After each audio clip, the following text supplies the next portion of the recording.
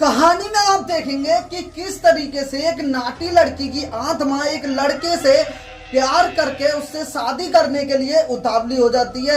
यानी कि मरने से पहले जब वो नाटी होती है तो उससे कोई शादी नहीं करता है, लेकिन वो एक लड़के से प्यार करती है तो अपने पापा से उसी से शादी करने के लिए कहती है, लेकिन मजबूरन उसके पिताजी उससे शादी नहीं करवा पाते हैं। उसके बाद वो फांसी लगा के आत्महत्या कर लेती है और उसके बाद सभी को वो परेशान करने लग जाती है घर में और कहती है मेरी शादी उससे कराओ नहीं तो मैं सबको मार दूंगी।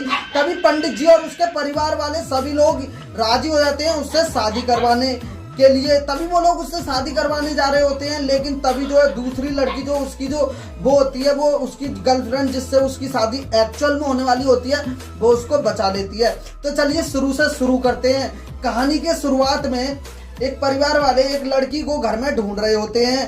तभी क्या होता है, ढूंढते ढूंढते ढूंढते ढूंढते बहुत देर तक आवाज देते हैं, इधर ढूंढते कभी इधर ढूंढते कभी इधर ढूंढते कभी इधर ढूंढते ढूंढते ढूंढते वो उस कमरे में चले जाते हैं जिस कमरे में उसने फांसी लगाई हुई होती है। वो असल में फांसी लगा करके मर जाती है और वहीं पर वो खत्म हो जाती है।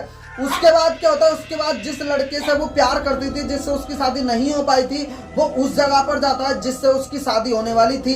यानी कि जिससे वो एक्चुअल में प्यार करता है उस जगह पर वो जाता है। उस जगह पर उसके ससुर जी होते हैं, वो होती है, वो सभी लोग आपस में बात करने लग जाते हैं शादी के बारे में कि कब शादी कर रहे हो, कब मुहूर्त कर रहे हैं, कब कैसे क्या, और प्यार भरी बातें उन सब में होने लग जाती हैं। उसके बाद क्या होता है, उसके बाद वो बोलता है कि जिन्होंने हमें पाल पोस के बड़ा किया, यानी कि मामा जी, एक बार मैं उनसे पूछ लूं, पूछ के सलाह मशवरा कर लें, उसके बाद शादी की बातें आगे करेंगे। इस तरह की बातें उन लोगों में होती हैं और कहानी वहीं पर खत्म हो जाती है। उसके बाद क्या होता है, उसके बाद जब उसके पास खबर जाती है कि वो जो लड़की है, यानी कि जिस घर में वो काम कर रहा होता है, उस महल के अंदर वो काम करता है, इसीलिए उसका संबंध उससे बंध जाता है। उस घर में उसके पास खबर आई हुई होती है कि वो जो लड़की, यानी कि उसका नाम होता है सुरीली। तो वो कहते हैं कि सुरीली ने आत्महत्या कर ली है।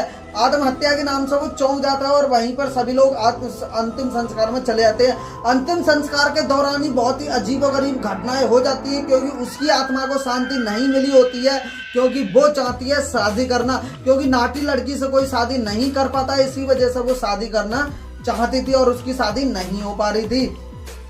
तो इस तरह की जो घटनाएं होती हैं वो बहुत ही ज्यादा मेहनत मुशक्कत करके उसकी चिता को आखिरकार जला ही दिया जाता है। उसके बाद क्या होता है, उसके बाद चिता जलने के बाद वो अपने, यानी कि वो वहीं पर आ जाता है जहां पर उसकी शादी होने वाली होती है। वहां पर वो आकर के सारी घटनाएं बताता है कि ऐसे ऐसे ऐसे ऐसे ऐसे ऐसे हुआ था।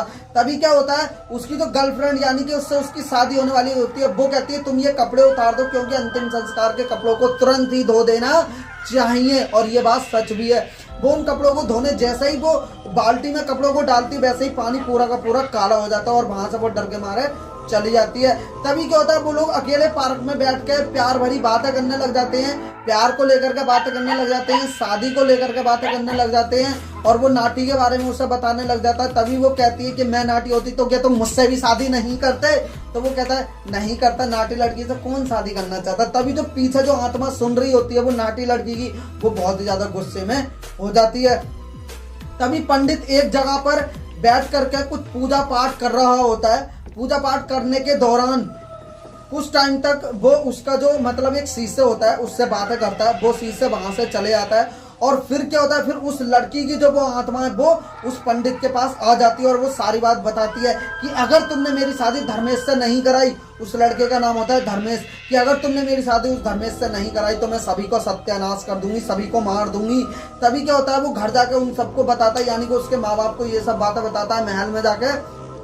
तभी क्या होता है, सभी लोग आपस में मिल करके शादी का फैसला करते हैं। आपस में मिलकर सब लोग शादी का फैसला कर लेते हैं और इसका जो नाम है, यानी कि आत्मा का जो असली इंसान से जो विवाह, यानी जागृत इंसान से एक मरे हुए इंसान का विवाह, इसका नाम होता है पकड़वा विवाह। ये जो विवाह है, ये विवाह मुंबई जैसे शहरों में आम है, यानी कि होता है, और महाराष्ट्र में तो बहुत ही ज्यादा होता है, और ये तुम्हारा आसाम हो गया, मयोंग हो गया, इस जगह पर बहुत ही ज्यादा ये चीजें होती है। इसे पकड़वा विवाह कहते हैं, यानी कि किसी को पकड़ के किडनैप करके ले आओ और फिर आत्मा से शादी कराओ। वो लोग आपस में फैसला करते हैं।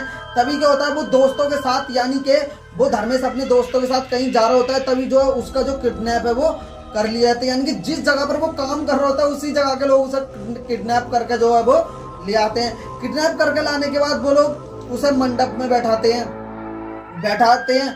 मंडप में बैठाने के बाद उसकी शादी उससे कराने लग जाते हैं। यानी कि एक गुड़िया वहां पर बैठा दी जाती है। बहुत लोग सवाल करते हैं ये गुड़िया से इसकी शादी होगी, उससे कैसे होगी, ऐसा वैसा। तभी वो कहता है कि जैसे जैसे मैं मंत्र पढ़ता हूँ वैसे वैसे गुड़िया के अंदर जो आत्मा है वो प्रवेश करती जाएगी। वो लड़का जो है मतलब लड़के के बंदूक दिखा करके उसको मनाया जाता है शादी के लिए कि नहीं तो मैं तुम्हें मार दूंगा, तो शादी के लिए वो मान जाता है। उसके बाद क्या होता है, उसके बाद जब वो काफी टाइम तक घर नहीं आता है तो जिससे उसकी शादी एक्चुअल में शादी होने वाली होती है और उसके पिताजी बहुत ज्यादा परेशान हो जाते हैं। वो फोन करके पूछता है और बहुत सारी बातें वो फोन करके पूछता है कि ऐसा वैसा मतलब कहाँ गए वो, तो कोई भी पता नहीं चलता। तभी लड़की के पास वो शख्स आता है जो कि पंडित जी के पास होता है। पंडित जी का वो मतलब उस लड़के का वो ताऊ लगता है। तो वो सारी बातें उसको आकर के बता देता है कि ऐसा तुम्हारे होने वाले पति के साथ ऐसा हो रहा। वो लोग पुलिस स्टेशन जाते हैं। पुलिस स्टेशन में जाने के बाद वो लोग पुलिस को वहां लेकर के आते हैं। पुलिस उनकी बात नहीं मानती है और पुलिस वहां से चली जाती है। उसके बाद वो 3 लोग बचते हैं, यानी कि वो लड़का और वो लड़की और उसका लड़की का पिताजी। वो 3 लोग आपस में मिलकर फैसला करते हैं कि वो अपने पति को बचा करके रहेगी और वो कहता है कि मैं अपने ताऊ जी को ऐसा नहीं करने दूंगा। तभी वो लोग क्या करते हैं, वो दोनों यानी कि लड़का लड़की वहां पर चले आते हैं जहां पर विवाह हो रहा होता है और वहां पर वो लोग भांवरे पड़ रही होती हैं आत्मा के साथ। ये देखो आत्मा के साथ शादी हो रही होती है, आत्मा के साथ भांवरे पड़ रही होती हैं।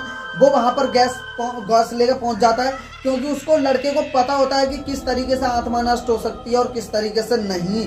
वो कहता है कि अगर आग बुझा दी तो आग बुझाने से वो आत्मा नष्ट हो जाएगी। वो जैसे ही आग बुझाने जाती है तभी वहां पर जो पंडित जी उसको रोक लेता है। काफी सारी बातें उन सब में आपस में होने लग जाती हैं कि इस विवाह को होने दो। वो कहती है मैं इस विवाह को नहीं होने दूंगी।